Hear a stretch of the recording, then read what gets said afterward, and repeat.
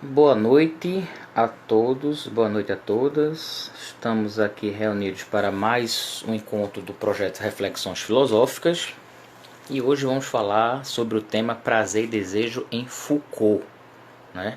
Olá, Elcio, vamos lá, falei com a professora agora, acho que agora vai dar certo. É para a pessoa que nunca usa, né? Não usa muito o Instagram ou nunca participou de uma live. Aí a gente tem que dar uma explicada para poder as coisas funcionarem, né? Mas vamos ver se agora ela entra direitinho.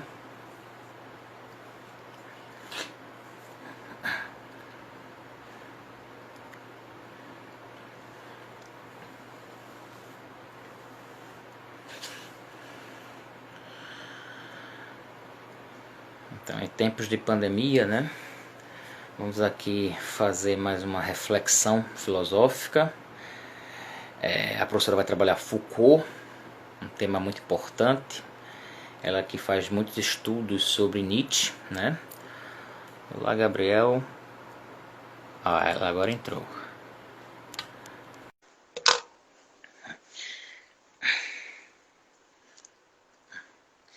Silva, voltou Silva, estamos aqui de novo, tá vendo? Olá, professora. Olá, o Wi-Fi deu certo aqui. Mas deu certo, né? O bom é isso que deu certo. Problemas técnicos. Eu tava já falando pro pessoal aqui, eu acho que a professora não entrou, vou ter que voltar lá para falar com ela e tive que sair para voltar, mas o importante é que agora sim, agora tá tudo certo. Eu recebo aqui a professora Regiana Colares, ela é graduada em Psicologia, tem mestrado em Filosofia, fez doutorado também em Filosofia pela Universidade Federal de São Carlos, com estágio de sanduíche pela Universidade de Leipzig, na Alemanha. Trabalha muito, escreve muitos artigos e textos sobre Nietzsche, né? Inclusive eu já convidei vários nietzschianos aqui, o Gelson Oliveira, o Hernani Chaves, o Gustavo Costa, e hoje recebo também uma estudiosa de Nietzsche, mas que hoje vai falar sobre Foucault, que também é tema de pesquisa dela, né?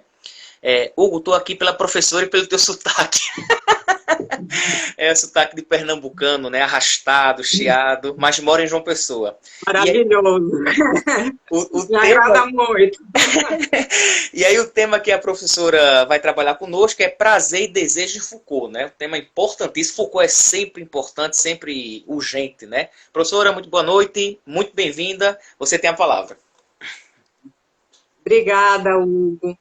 Eu queria, antes de tudo, agradecer pela generosidade do convite.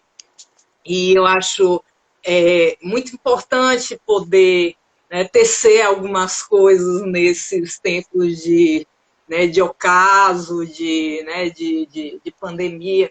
Então, é uma possibilidade de ressignificação que, de alguma forma, através aí das tuas lives, você torna possível. Então, muito obrigada aqui. Também vi muitos amigos, lives de amigos aqui, né, em especial do professor Hernani, um querido, né, falando aí também de Foucault. Isso. E me sinto muito honrada em estar aqui. Bom, professora, então esse tema do prazer em desejo de Foucault, eu não sei se foi exatamente o mesmo tema que você trabalhou naquele encontro Foucault e Nietzsche, né? Isso. Né? Uhum. Pronto, então acho que é um tema importante, e claro que aqui é um outro público, né? Normalmente quem faz essas inscrições nesses cursos são mais o pessoal da filosofia mesmo, né? Estudantes, professores, e aqui a gente tem um público mais geral, né?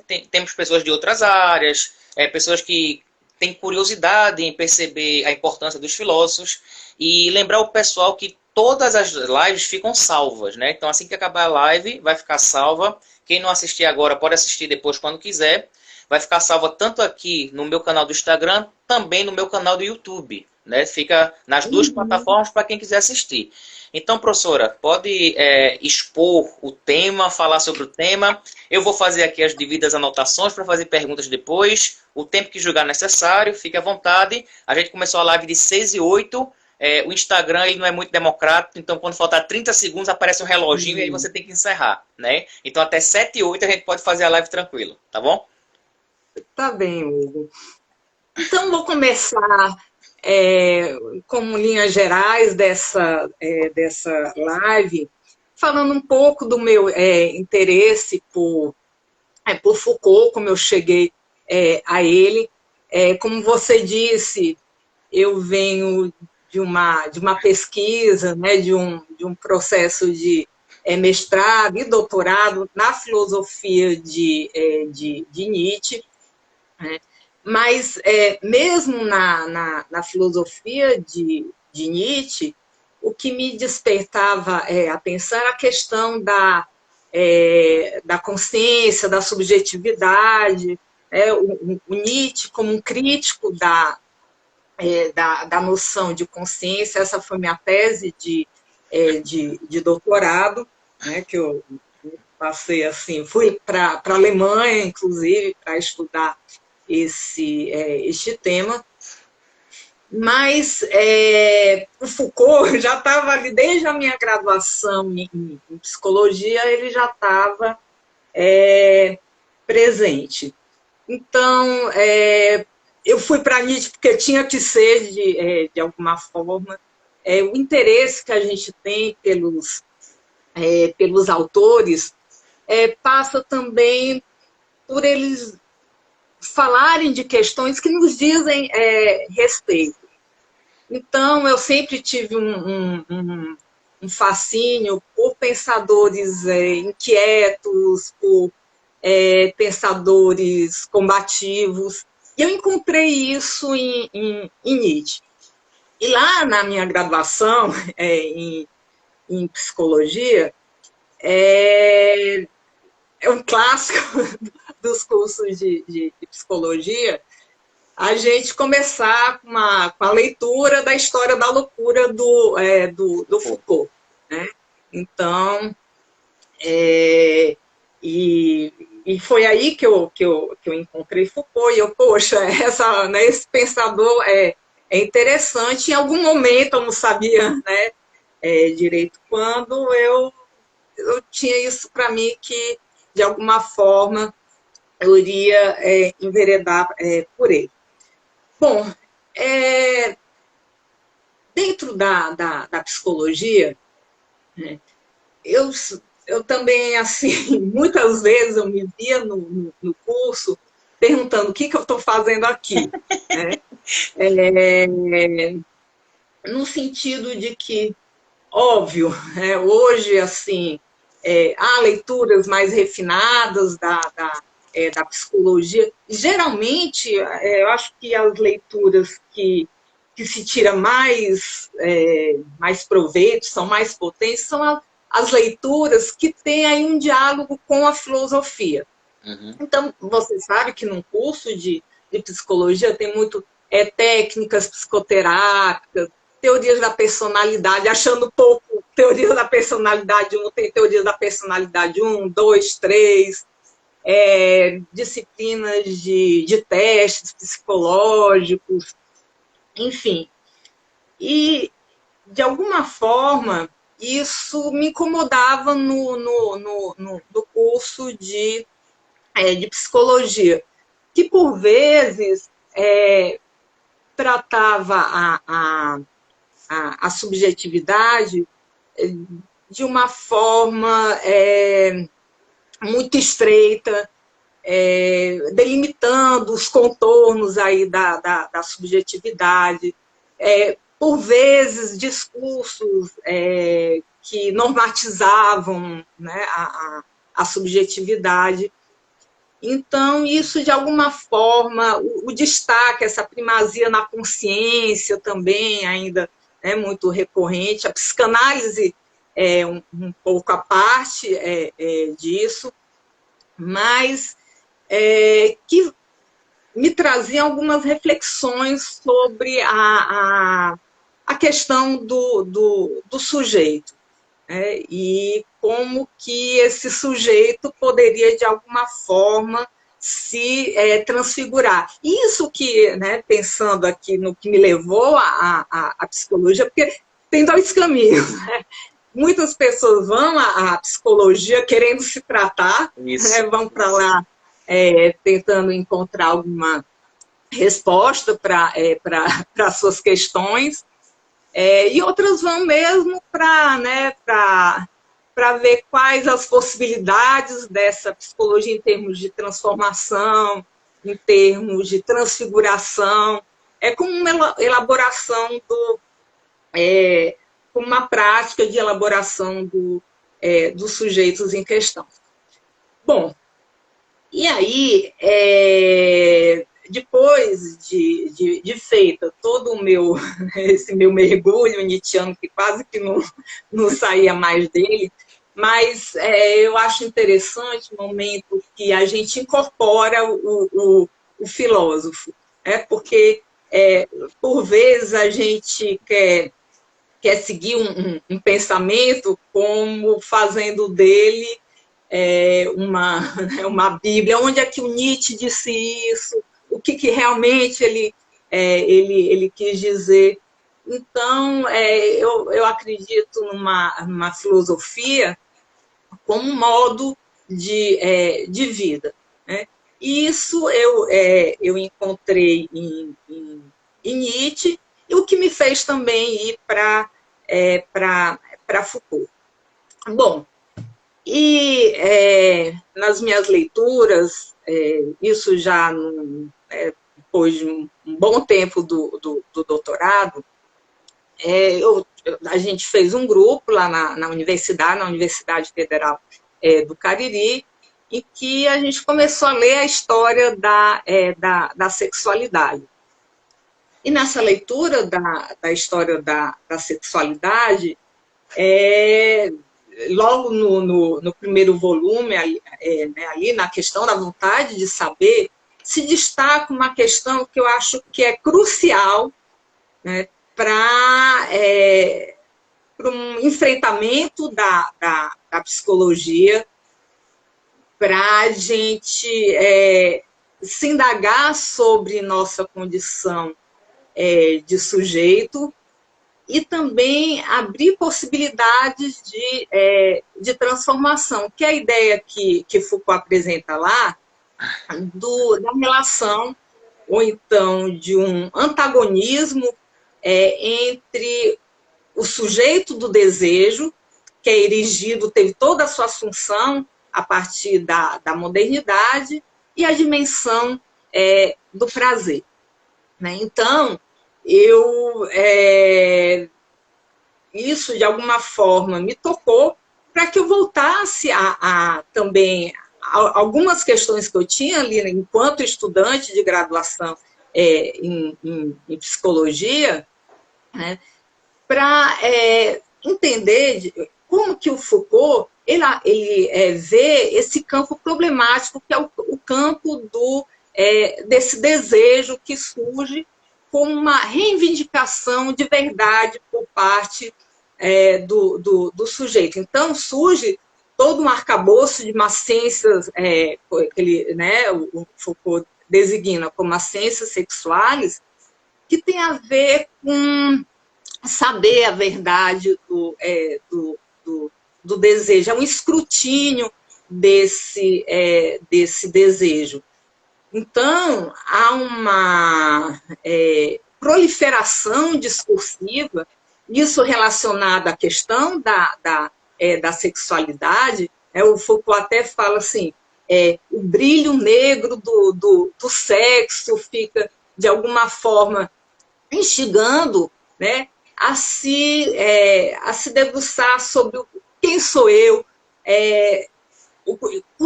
Aquele que sou eu é aquele que está ali nessa compreensão do desejo. Então, se investiga, né, uma verdade que estaria por detrás desse desejo, que é uma reivindicação aí das ciências sexuais e muito das ciências psíquicas, né?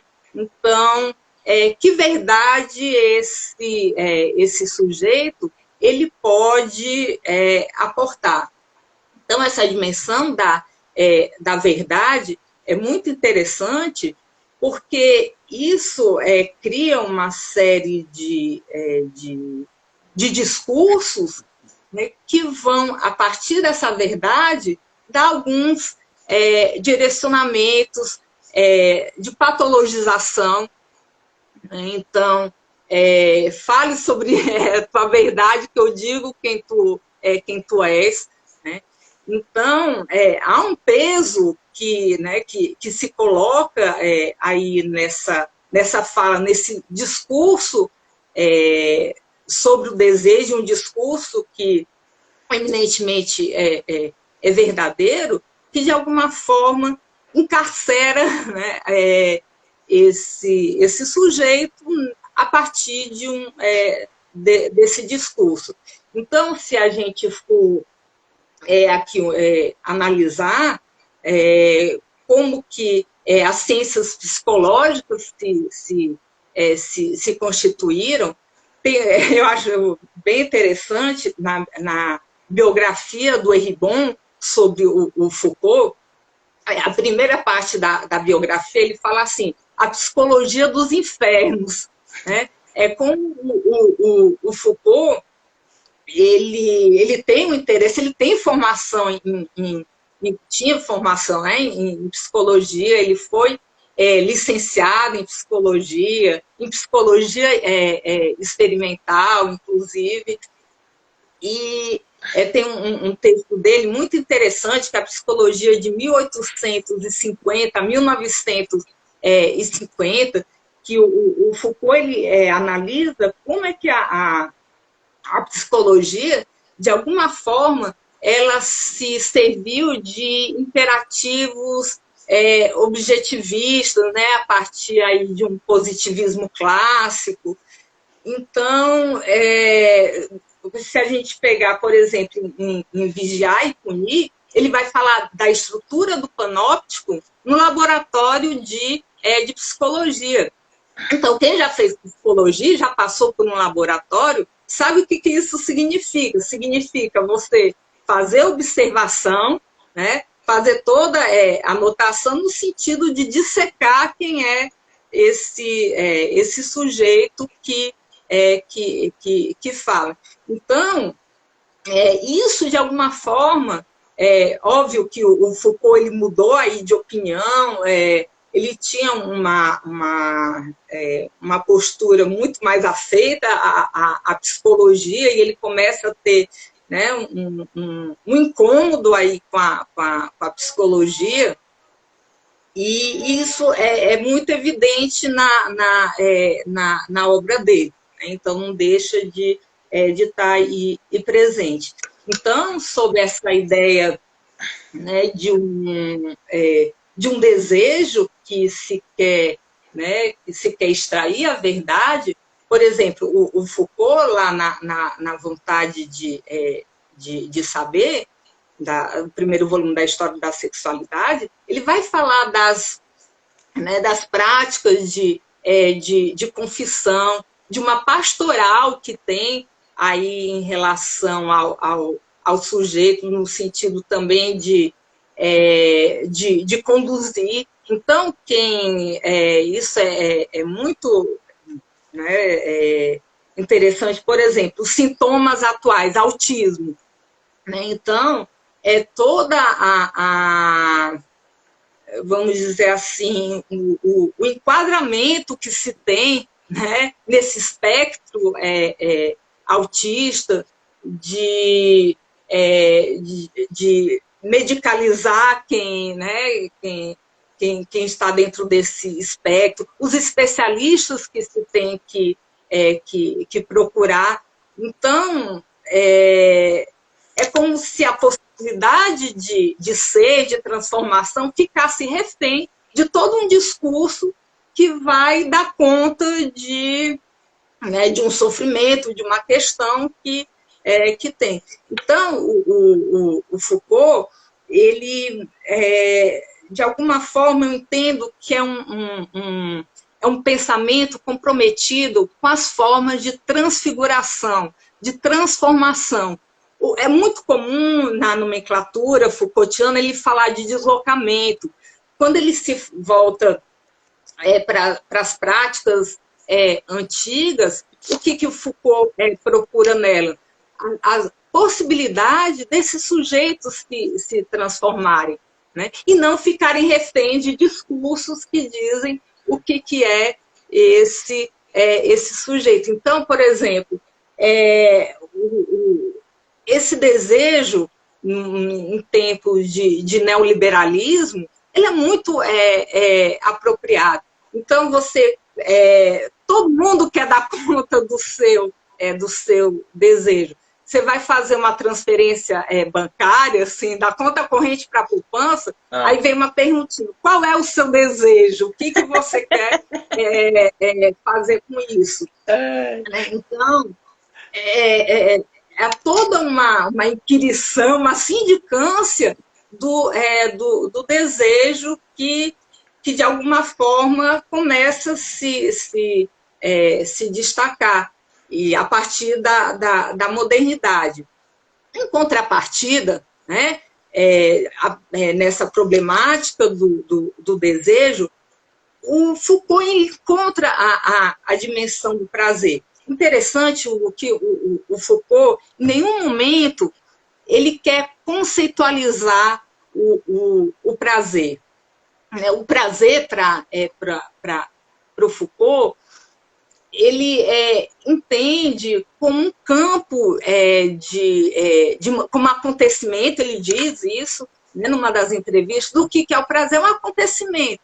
O que é um acontecimento? Algo que a gente não prevê. Por exemplo, numa live, numa conversa, né, não dá de antemão para você prever o que vai acontecer. Né? Tudo pode acontecer, né, inclusive. Né?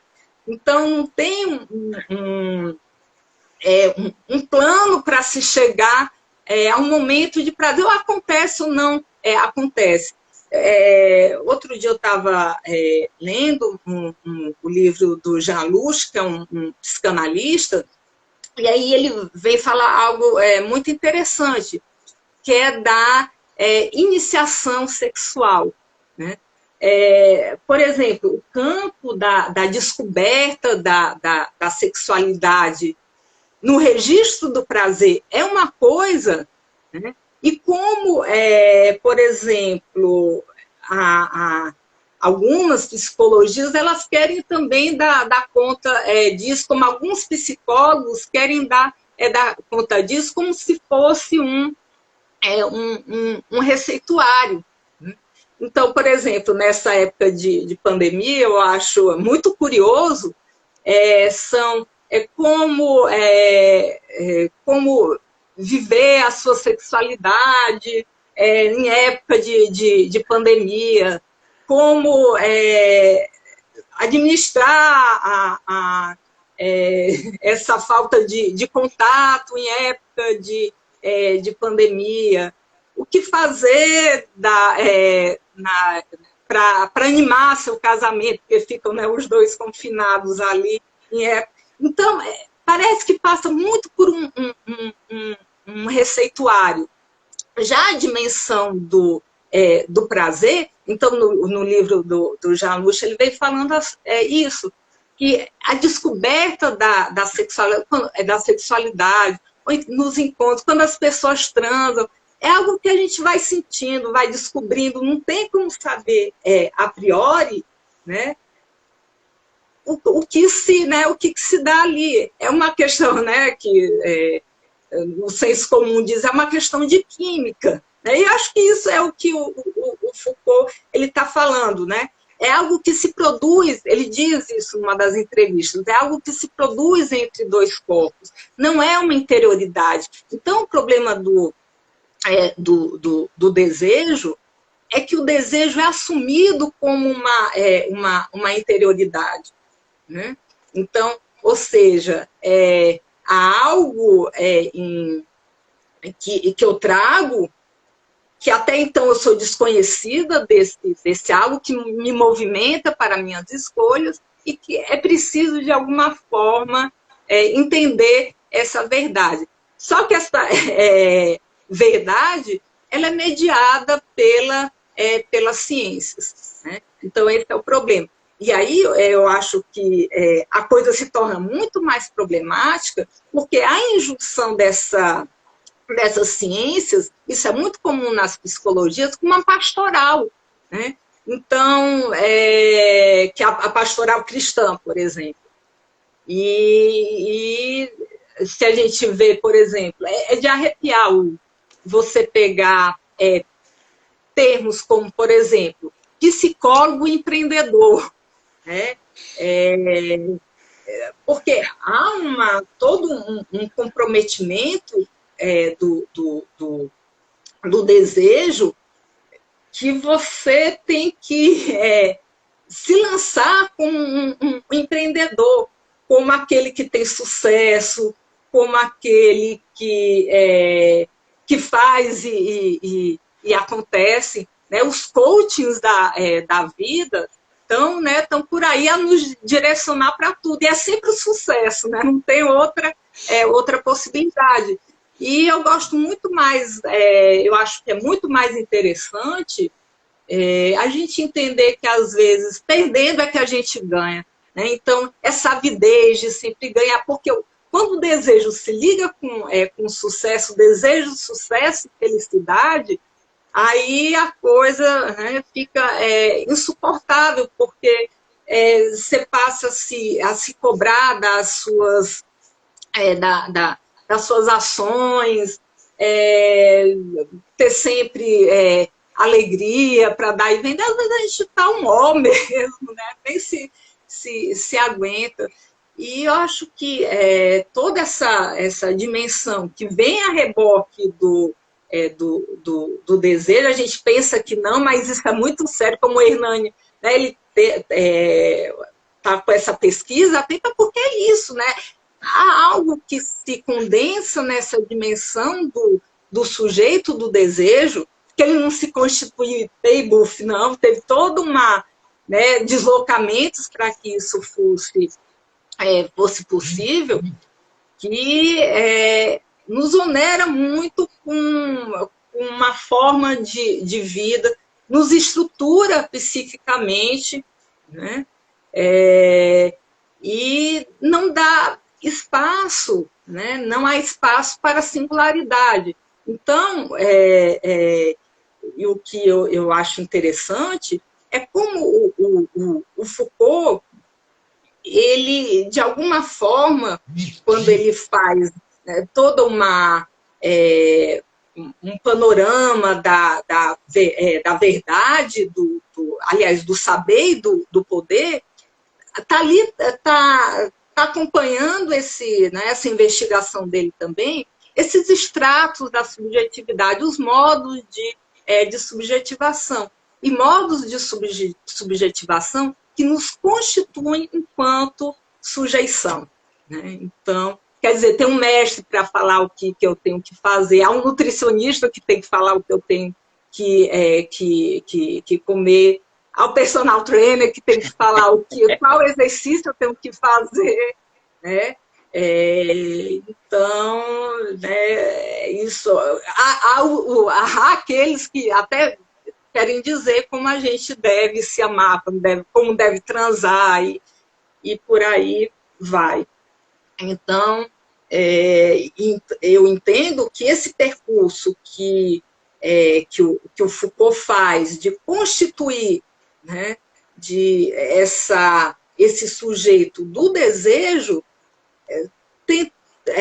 aí né, se coloca uma possibilidade que ele aventa na sua última filosofia de tratar esse sujeito que até então assujeitado pela ciência, né, como um artista da sua vida. E aí vem todo esse empreendimento dele, né, empreendimento bem entre aspas, né, esse mergulho que o Foucault faz, que é comovente, né, ele vai ali, por exemplo, para os estoicos. Agora eu estou engraçado, né? Eu me proponho a falar do prazer e agora eu estou numa dimensão toda estoica, né? Justamente pelo mergulho que o Foucault ele faz aí nos estoicos. Então, por exemplo, ele lê Sêneca, lê Epíteto,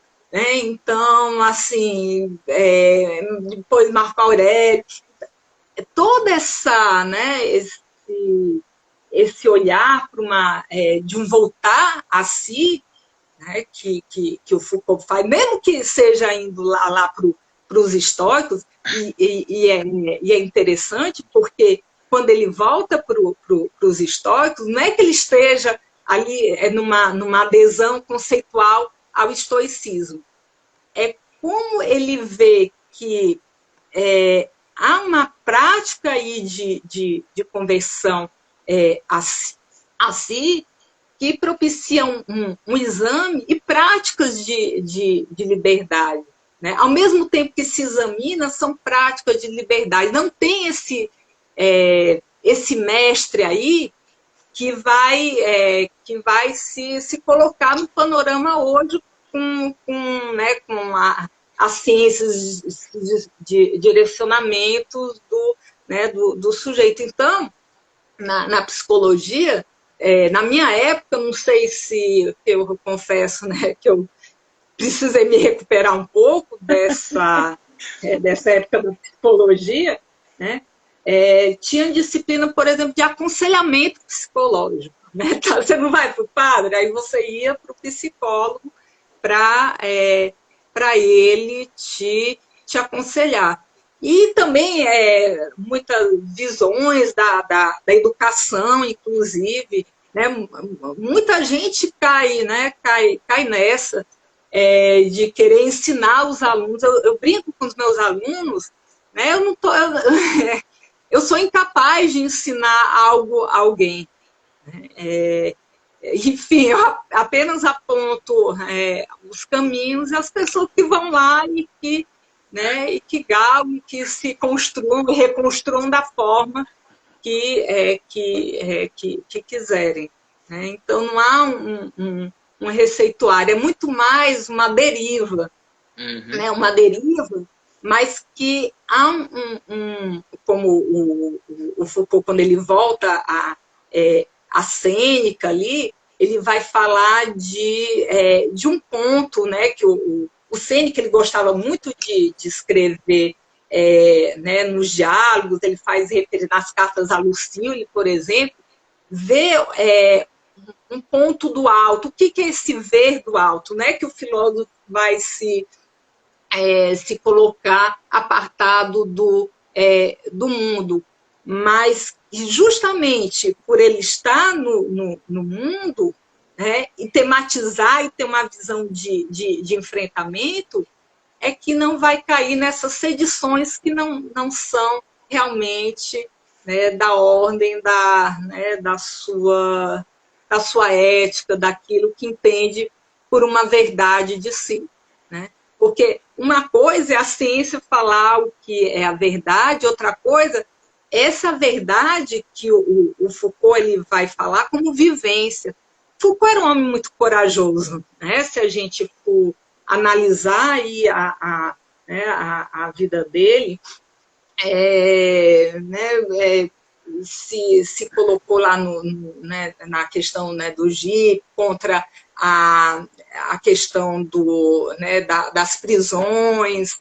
Ele era politicamente atuante. As entrevistas, toda entrevista que o Foucault dava eram entrevistas que, de alguma forma, faziam um diagnóstico do presente.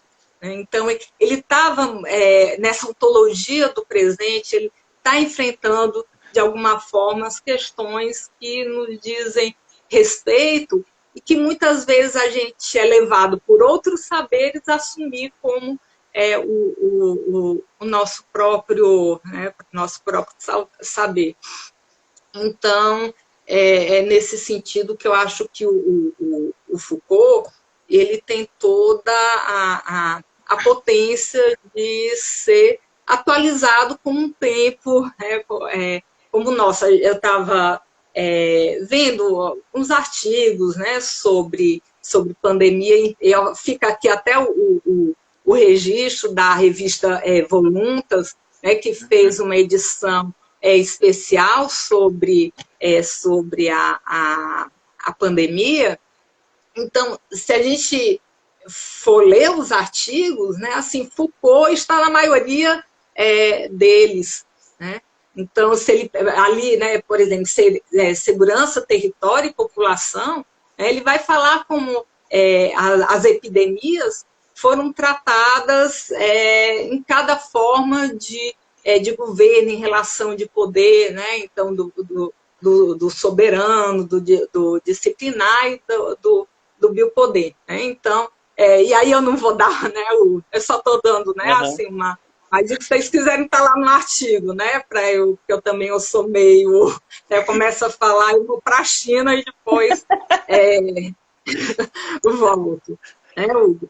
Então, isso, é uma atualidade, uma combatividade que encontrei em Nietzsche e agora encontro em Foucault. E eu queria né, finalizar esta fala para a gente poder conversar um pouco, porque assim, a gente muitas vezes tende a encontrar num filósofo um remédio para a vida.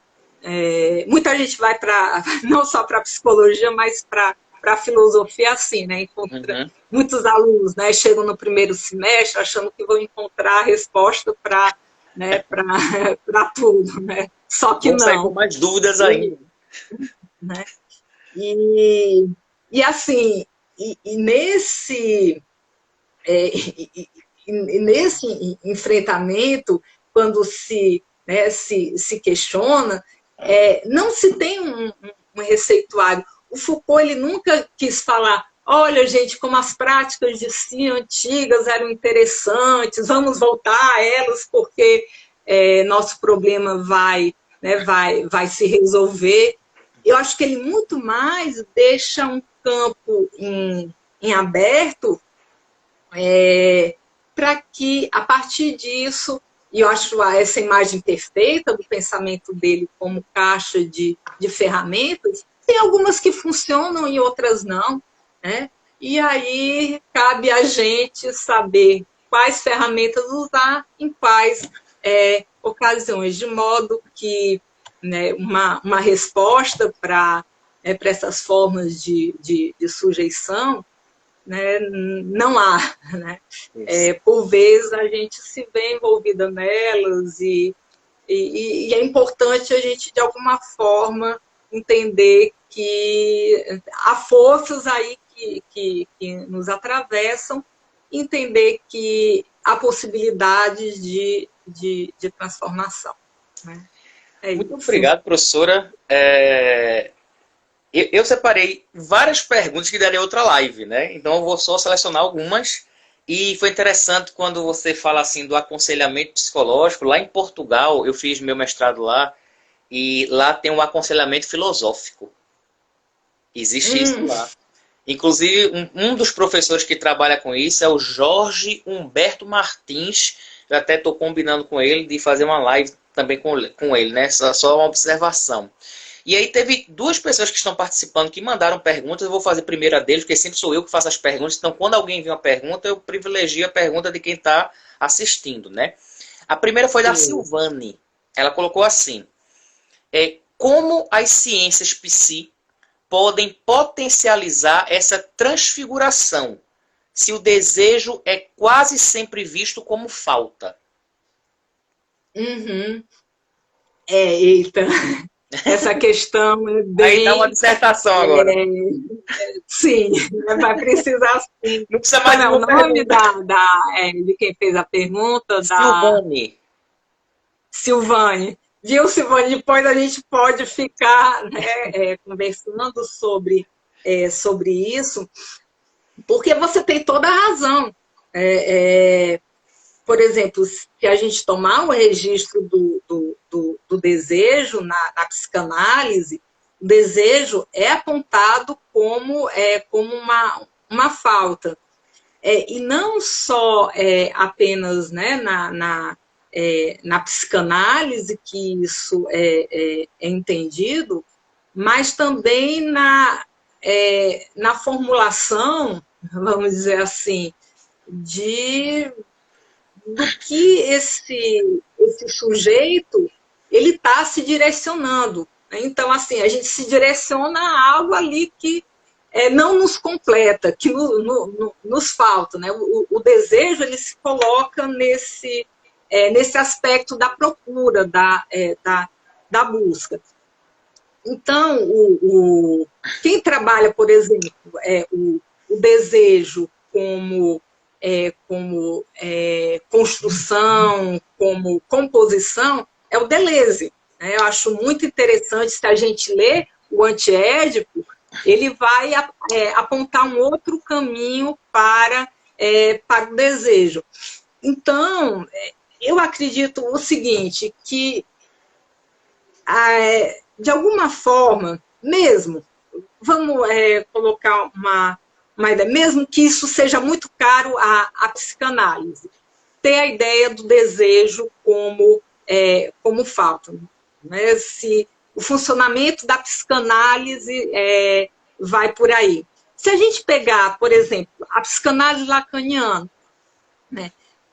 Quando o Lacan fala nesse objeto A, que é o objeto causa de desejo, esse objeto, por mais que a gente se encaminhe para ele, não há como retê-lo. Então, falar do objeto A é você se constituir a partir de um desejo que se entende como um desejo faltoso, mas é uma falta que não vai reivindicar a posse de algo. Né? Lembra quando a gente conversou aqui, que eu disse assim, eu entendo que, às vezes, o trunfo do poder é muito mais você perder, né? Saber perder, ter essa questão da falta, do perder. Porque o problema é que o poder ele se liga ao ter. Né? Então, poder, ter e desejo, né? Obter e o desejo.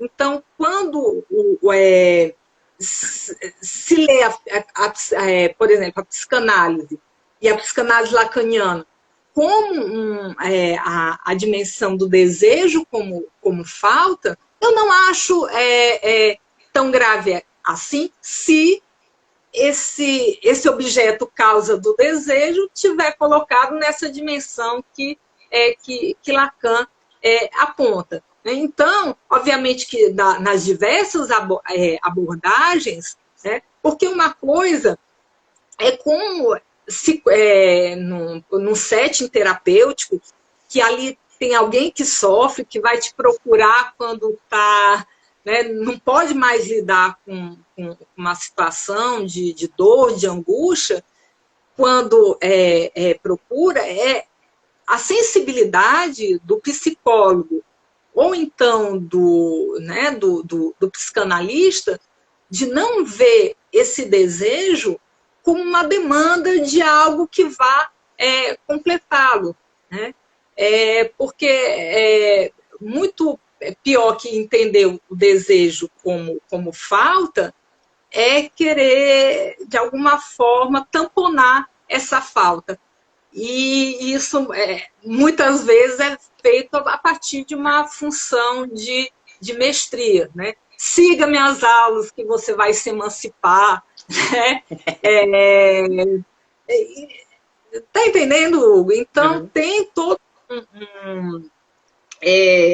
uma dimensão que isso vai muito da sensibilidade ali do terapeuta, do psicólogo, de não entender esse desejo como uma demanda que é preciso, de alguma forma, responder. Então, acho que o desejo é muito interessante se ele for visto como algo constitutivo, né? Por exemplo, na análise, você faz análise, vai ali toda semana, você faz 20 anos de análise, você não sabe sobre a verdade, o que mesmo constitui o meu desejo, mas que a partir disso eu posso me tecer, né, com as minhas precariedades, com os meus insucessos, lidar com sintomas. Né? Então, quer dizer, essa que é a questão, né? Porque, quer dizer que o desejo é apontado como falta, isso né? Então, as ciências psíquicas, né, ou então a psicanálise está tá perdida. Então, por exemplo, a relação de Foucault com a psicanálise é uma relação também muito ambígua, porque muitas vezes o Foucault tem muita razão no que ele está ali, né, falando, por exemplo, que a psicanálise é um dispositivo de sexualidade que corrobora com essa discursiva sobre o sexo, ter que falar sobre o sexo tal, né, nos moldes ali das práticas da confissão, né, mas também ele está criticando ali uma apropriação da psicanálise, como a psicanálise, por exemplo, reinterpretada, vista nos Estados Unidos, né, como ela foi vista, aí que dá caminho para a psicologia do ego e coisas, né, assim, muito complicadas.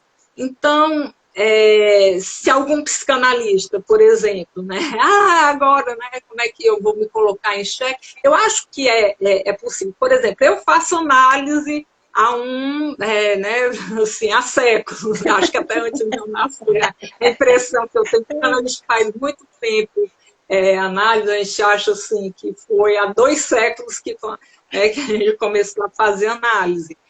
Então, nesse processo de análise, eu estudo Foucault e eu consigo lidar muito bem com a minha análise e com Foucault. Né? Então, eu acho que é muito da sensibilidade, entendendo que a falta não é para ser tamponada. O problema é querer tamponar, é querer dar solução para a vida aí dos outros. Né? Então, isso é muito complicado. O Pequeno Celeste, não sei qual é o nome dele, tá assim, Pequeno Celeste, né? Celestino. É o quê? Celestino. Querido, beijo. Pronto, ele mandou uma pergunta aqui. Ele colocou assim: em que medida Foucault se aproxima de Deleuze na compreensão do prazer como algo que não é capturado pelas formas de poder? Pronto, acabou a live agora, né? Pertinente, né? Acabou já? Não, eu tô dizendo, com essa resposta vai acabar a live. Sim. Não, a gente tem mais 12 minutos, 11 minutos. Certo. Então, muito boa a pergunta do Celestino, né? Acho que uma das pessoas mais lúcidas que eu conheço, né, assim, um companheiro de vida e de estudos e de escrita. Né, e assim, quando ele me pergunta, né, dessa relação do Foucault com Deleuze a partir do aspecto da dimensão do prazer, eu remonto a uma entrevista, aliás, uma carta que o Foucault, aliás, que o Deleuze escreveu para o Foucault, porque logo após o lançamento do volume 1 da história da sexualidade, eles começaram a ter algumas discordâncias, e numa dessas discordâncias estava nessa relação prazer e desejo, porque onde por exemplo, o Foucault porque o Foucault ele vê uma potência no desejo, aliás, o Deleuze, desculpa, né? Ele viu uma potência no desejo, o Foucault ele via no prazer, mas nessa carta ele tenta esclarecer, diz assim, olha, o que eu entendo por desejo, esses agenciamentos, algo que se dá no acontecimento, que presume um corpo sem órgãos, porque o corpo sem órgãos é algo muito interessante. Fica a dica, viu, Hugo, antes de acabar a live, do Lucas de Lacerda, que ele trabalha muito bem essa ideia do corpo sem órgãos.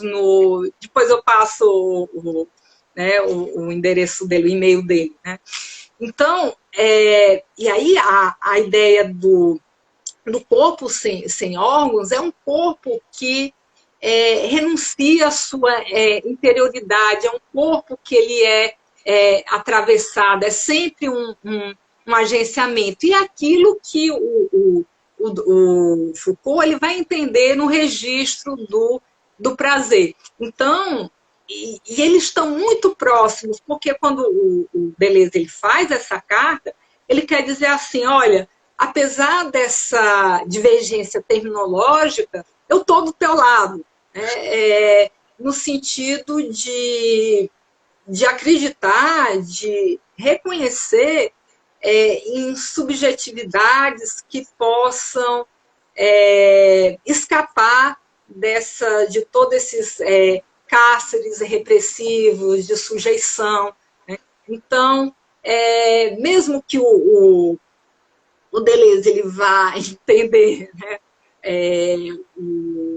a questão do desejo, né, por prazer, mas não tem problema, eles estão juntos né, nesse enfrentamento aí da sujeição, da repressão, desse sujeito que é sempre atravessado, a modos de subjetivação. Não existe um sujeito sempre igual. O Deleuze, eu sempre achei muito bonito quando ele fala, olha, as pessoas para mim são como paisagens, né? Não existe uma substância. Então, o que significa essa ideia da paisagem? É um acontecimento, você vai, abre a janela e vê um pôr do sol lindo e aquilo, de alguma forma, te atravessa. Então, isso nos dissencializa, né? Não existe um bom, um ruim,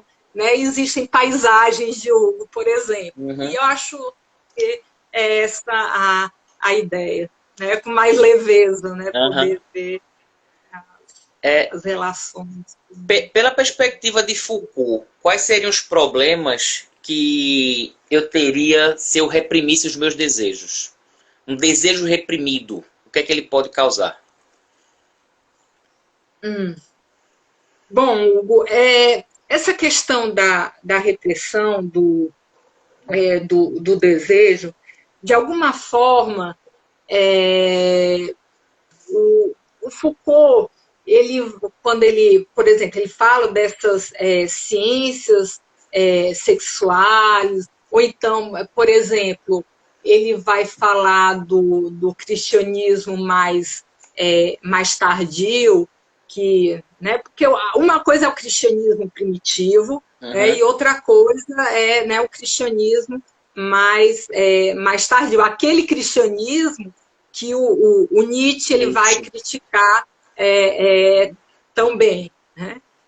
Então, esse cristianismo aí, que, por exemplo, que nos faz ter culpa, que é admoestador em relação aos nossos desejos, porque, querendo ou não, acho que o Hernani disse isso numa das suas lives, nós somos muito cristãos, né, em relação a essa contenção do desejo, uma verdade, então eu vou precisar conter, reprimir o desejo. Agora, tem dois registros, né? tem essa repressão que é cultural, vamos dizer assim, ela é histórica, ela foi se constituindo, e há uma repressão do desejo que, por exemplo, como a psicanálise ela fala, né? Então, o recalque, o que significa o recalque, né? É um desejo que ele vai ser reprimido, né? Duramente reprimido. E aí seriam mecanismos inconscientes que estariam se empreendendo. Mas como que o Foucault ele daria aí uma resposta para essa repressão do desejo? Eu diria o seguinte, que e eu vou pegar a deixa que ele mesmo dá, inclusive na história da sexualidade, nesse volume 1, na vontade de saber, eu acho que se permitindo, de alguma forma, a experimentação, as possibilidades desses encontros inusitados, que, de alguma forma, algo escapa, algo foge, e que aquilo que, né, comumente, que a igreja diz, que os outros olham, né, de uma maneira no sentido de nos admoestar, tal, isso, né, se coloca abaixo diante da potência de algo que se vive no momento, né, em um acontecimento. Então, eu acho que essa dimensão do prazer, da experimentação, do limite, pode nos deslocar de posições que, né, são incrustadas, né, que a gente, às vezes, acaba reprimindo algo que, né, pode ser até interessante viver. E tem o registro da psicanálise, aí eu não ouso falar, né, que aí já poderia entrar muito no âmbito da psicanálise. Uhum. Né? Mas tem todos esses dois estratos para a gente se pensar a questão da repressão do desejo. Foi interessante, professora, quando você fala da questão da sujeição, subjetivação, né, que Foucault trabalha. Inclusive, teve uma questão do Enem sobre isso, né? Que bom que colocaram Foucault e colocaram uma questão sobre isso. E aí eu me lembrei que você estava falando também de alguns representantes. Teve hora que você falou assim: as pessoas querem dizer pra gente como fazer o sexo.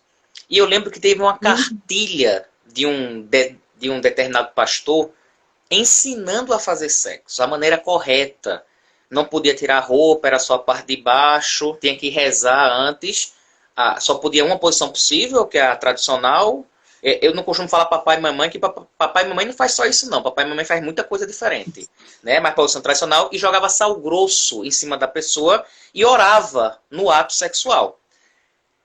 E aí os comentários são os melhores, né? Vai fazer sexo ou vai fazer churrasco? Quer dizer, o tempo todo, parece que essa questão da sexualidade, ela sempre foi reprimida, né? Porque a gente não fala de sexo, porque não fala de sexualidade, porque a gente não tem orientação sexual nas escolas, a gente não tem nada disso. E talvez a sociedade, como ela se caracteriza hoje, ela tenha muito a ver com essa repressão sexual, né? Das instituições, da família, de todo mundo. A gente Mas, Hugo, me permita... Tá, né, só para lembrar que só tem um minutinho. Quando aparecer o relógio de 30 segundos, eu levanto a mão, mas pode falar, pode falar. Não, só porque essa ideia da repressão da sexualidade, o Foucault vai combater. Isso. Né? Assim, o sexo, ele se entende que ele é reprimido, mas há uma proliferação discursiva de se falar da sexualidade. O Foucault, numa das entrevistas, ele sai com cada uma, ele diz assim, sexo é chato, porque, nesse sentido, porque ele é bem provocativo. Há um imperativo de falar da sexualidade e tal, mas é como se, ao falar da sexualidade, está superinflacionando uma dimensão da vida que passa a valer como a verdade. Né? Então, se é possível, Foucault quer falar um prazer que se desapega da dimensão da sexualidade. Né? Porque esse prazer ele pode ser tão nefasto quanto aquele desejo. Né? Pode, por exemplo, a dimensão do prazer também pode ser capturada. Né? O Foucault ele fala assim, com a